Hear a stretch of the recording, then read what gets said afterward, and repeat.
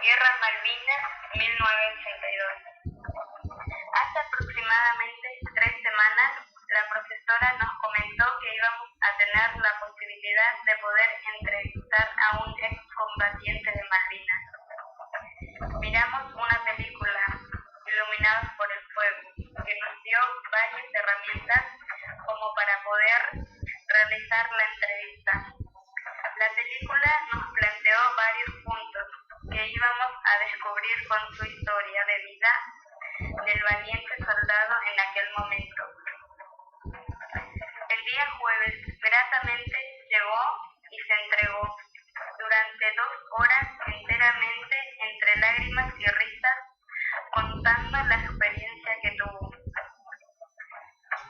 El grupo del tercer ciclo está conformado por 2 divisiones diferentes. Un grupo de personas más grandes y otra que no superamos la edad de 30 años. Por lo tanto, las preguntas que surgieron fueron diversas, ya que uno de los grupos había vivido la guerra hace 31 años y el otro solo la conocía por libros o por lo que les habían contado. El excombatiente se presentó y nos dijo: "Mi nombre es Mario Torres, veterano de guerra, clase 62", donde todos nos quedamos en silencio y expectantes de lo que nos iba a contar. Comenzó relatando que es oriundo de la provincia de Chaco y que el servicio militar le tocó hacerlo en Curuzú-Guatiá, provincia de Corrientes, que desde que comenzó el servicio se les daba una instrucción intensiva y sin saber para qué. Ellos eran visitados por sus familiares en el cuartel los días domingos, donde iban sus padres, hermanos y novias. Un día sábado se les comunica que junten sus pertenencias porque debían partir hacia Malvinas. Fueron llevados a Paraná y nos siguió contando: "No tuvimos comunicación con nuestra familia. Yo le había mandado una carta a mi mamá para que no fuera a visitarme el domingo porque no iba a estar y nunca le llegó. Cuando fue al lugar se enteró que ya no estaba. Nos llevaron primero en tren hasta Entre Ríos y de allí salimos en avión hasta Puerto Madryn. Sentados en nuestras pertenencias, no había asientos. Llegamos a las islas. Estuvimos allí en abril. Solo sabíamos que íbamos a defender nuestra patria. Teníamos armas. Nos faltaban municiones. Comíamos generalmente polenta con escasez de carne y nos daban muy poca agua. Hasta que hicimos un pozo en un cerro y de allí brotó agua dulce.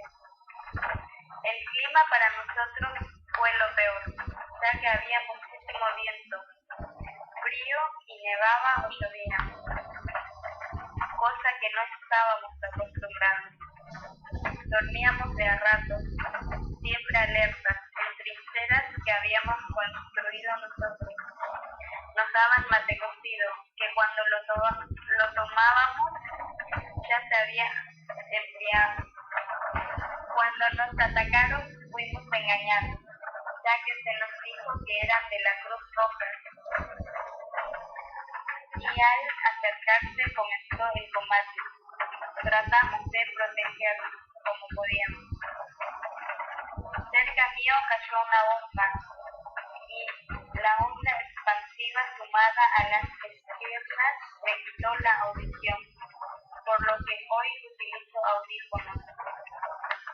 Nos defendimos como pudimos, pero ellos eran superiores, mejor preparados, con ropa adecuada, con una estrategia armada y con países hermanos que los ayudaban.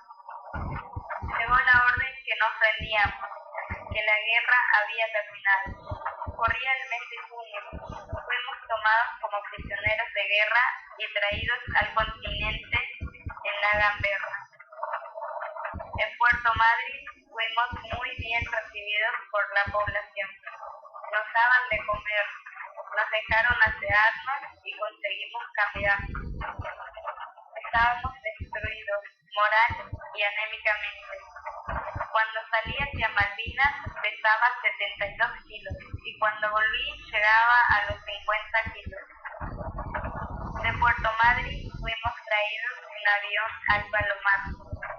Creímos que ya nos llevarían a Corrientes, pero no, estuvimos una semana encerrados en los cuarteles para recomponernos un poco y para hacernos comprometer que jamás debíamos contar lo vivido.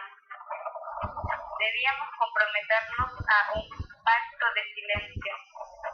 Luego de esa semana nos subieron a un tren y partimos a Curuzú-Guayá con la intención de llegar, subirnos a un micro y volver a nuestro querido Chaco. No fue así. Cuando llegamos a Corrientes nos recibieron los superiores y nos hicieron un asado que ninguno quería comer y debíamos quedarnos ahí. Perdimos los pasajes del micro, que luego pudimos cambiar, y por fin, 2 días después, me reencontré en un abrazo interminable con mi madre y mi familia en el mes de julio. Luego nos dieron la baja. Tuve momentos muy malos. Siempre apoyado por mi familia, pude salir adelante. Me casé con mi novia que me esperó.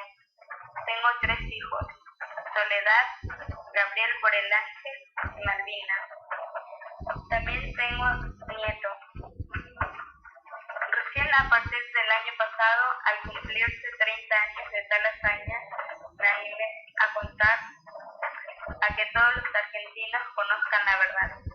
Entendí que era el momento de hablar y ahora estamos muy esperanzados con el Papa Francisco que vamos a lograr que las Islas Malvinas sean nuestras.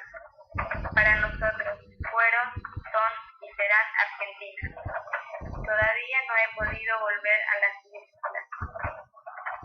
Estoy